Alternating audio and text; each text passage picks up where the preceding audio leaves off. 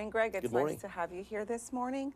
I know during the introduction, Steve mentioned that you were both a coach and a CEO, but about your CEO role, can you tell us a little bit of what a typical day looks like? A typical day at the Y is probably untypical. When you deal with that many people coming into your Y, that many personalities, that many behaviors, it's always something new and engaging. So it makes it a lot of fun because I really like change. I know a lot of people don't like change. And I kind of enjoy something new every day. So we know we're going to get something new every day. But I guess a typical day is we open it early in the morning, 5:30 in the morning, then we close at 10 o'clock at night. So we're open all day.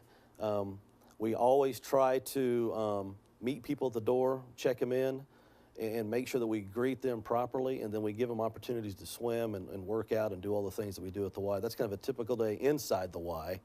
But again, it's not typical, particularly with the walkout. We've got about 72 kids yesterday on site that normally aren't there until after school. So we've got a lot of things going on right now with the walkout. We're really trying to help that. So typical, there's probably untypical. I'm not sure there's a normal day in the life of a YMCA. Very good. Greg, tell us, with your coaching background, undoubtedly you're pulling on some of those days, maybe like yesterday with all the kids, you're pulling on that experience that you had as a coach of dealing with different personalities and individuals.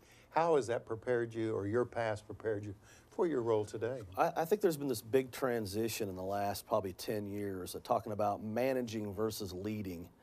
Okay. And what we've kind of changed in the behavioral end is we always talked about managing. We actually manage a building, but we lead people. So I think that's the difference of what we see in this change in the last probably 10 or 15 years on leadership is, you lead young men, but you manage a program. Well, the Y is kind of the same thing. We manage the building, but we try to lead people and our staff and the people that come into there. So there's a lot of transition and a lot of crossover with that, like you said. And a lot of it is new as far as how to manage the building and some of the structure of that part. But as far as being around people and dealing with people, those things are very similar. Very good. A little bit of history. In London, England, George Williams founded the YMCA in 1844. Greg, can you tell us a little bit about getting the YMCA established here in Enid? Well, I think Steve was there when that was established back in England. 1844? Yeah. The Y was brought here in 1947 with the Kiwanis and some other civic groups. I think the actual charter that I've got on my wall says 54, but 47 is when they got it here. They started working. They actually put the Y in the basement of the post office, which I'm not sure that's the same site we have downtown as at that time. In 1962, I hope I'm getting my dates right, we moved the Y, not we, but they moved the Y to the location that we have now and began to build that structure. It's obviously been changed multiple times since then. And then in 2001, they renamed the Y, the Denny Price YMCA, because of a great man who you probably knew, Denny Price, whose family grew up here, and they still have roots here with Denny's wife, Ann, and of course Brent Price still lives here, and the kids come back, and so that's kind of the transition from 47 to 62 to the new site, and then in 2001 they renamed the Y, the Denny Price YMCA. So it's a little bit of history. We could talk about a lot of history there that I probably don't even know because I haven't been in the Y more than about 3 months, but that's kind of the start and how we got to this point. Good morning, Enid. It's 7:45 on this Thursday, April 5th. Very special guest, the CEO of the YMCA, Denny Price Family YMCA, Greg Shamburg. Greg, let's talk a little bit about membership. Membership is important. How do you go about cultivating membership, and how do people get involved? Well, this is one of the things that we do to cultivate membership is to get out. And I think it's really important for me to be the new Y guy. We kind of call it the new Y guy, is to get out as much as I can in the community, speak to as many groups as I can, and try to do as much as I can to relay the message of the Y. Because I still think there's a lot of people that think the Y is just a place where you join and you swim, or you get on the treadmill and you run, and that's just a very small part of the Y. The Y is a giver to the community. And just like we brought in all those kids that don't have places to go because of the school walkout, that's really our mission, is to bring people to the Y and talk about mind, body, and spirit, which I think we'll talk about some more later as we continue. But I think it's really important that we get out and really tell the mission of the Y and what we do and how we do those things, and not just a workout place. I don't know if I answered that question as well as you wanted me to, but I hit some of those points. Yeah, very good. That's right. That's right. Works for me. Good enough. I know for me at least, recently, I don't have a Y membership, but I see the value in obtaining one. For those that don't see the value of it or are not aware of what makes it special, can you tell us what's special about being a member of the YMCA? The Y is unique to any other facility that people can work out in because we do give back to the community. And anybody can put a treadmill in their house or go somewhere and work out, but the money that we use for membership drives and fundraising goes back into the community by scholarships. We scholarship a lot of families, a lot of kids that can come for free or at least reduced costs. We do after-school programs. We have daycare in the mornings and in the afternoons for parents to drop their kids off and work out.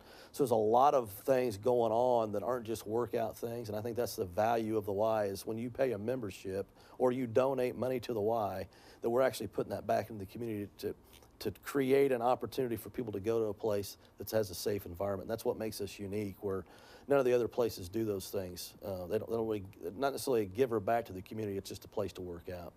Greg, that's a great segue into my next question. You were touching about giving financially to the Y. So individuals can write a check. Mm-hmm. And what does that check go for? Well, a little bit what we've talked about before, but a lot of times we kind of earmark different things for different areas. So if we have an after-school program and a kid can't afford the after-school program, we may scholarship that child, sure, and they can come for free. Or okay, swim lessons, you know, all kinds of different things that we can do to make sure that everybody has an opportunity. We're all inclusive, and that means not just gender, race, and all those things, but all inclusive financially too. So anybody that wants to join the Y can join the Y at any time. Whether you have $1 or $1,000, it doesn't matter. If you're making that financial contribution, say you're not a member of the Y, but you want to just help financially, mm-hmm, can you kind of designate or earmark that gift? Say, sure, absolutely. I want this for summer programs for kids. Yeah, absolutely. Okay, so we've actually had two people yesterday donate money to the kids this week because they know, sure, a lot of kids are coming there and we're actually helping feed them and giving them a place to go. We actually had two people come in, donate, and say, I want this money to go specifically to scholarship two people or one person, and we can actually put that on their account and pay for them. Or just anybody that comes. It wouldn't have to necessarily be a person, but you know, 2 or 3 people we can scholarship for that week. Just so another great example of the Enid community responding to a need.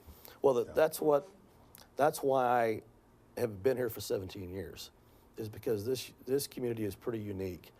When you can go out and raise the kind of money that we do and all the other nonprofits do in town, that makes this community different than most. And that's one reason why I wanted to go from coaching to the Ys, because I really like that nonprofit philanthropy idea, and that's what makes this community so great. That's why we're still here, to be honest with you. Good. One more question before we go to the next segment. Like I was talking about earlier, that I see the value in being a member at the YMCA now. I would like to bring up a picture that's going to kind of help me go into the next question. I recently enrolled my 2-year-old to swimming lessons at the Y, and we've had so much fun. And going in these last couple of weeks, I get to see what you just mentioned, the daycare that they have, not the daycare, the child care that they have there, that they provide there, and all the activities that they have for children. It is so family oriented. But a lot of people are not aware of this. I've had a few people on Facebook actually ask me about where I'm taking him. Can you tell us a little bit about the summer programs or all year programs that you offer for kids while they are out of school? Well, the exciting thing is school's about out, even though they're on walkout. Hopefully it won't go too long and it goes into the summer. But once we get into May, all these kids begin to, you know, move to the next grade, and they're going to be out for the summer.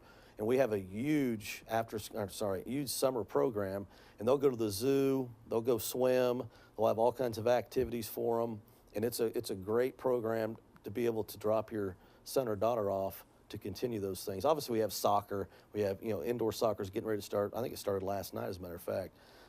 Basketball, t-ball, all the sports things. But we have day camps for kids to go to that are really unique because it just gives them a good, wholesome Christian environment that's unique to what we can do there because of our mission in the Y.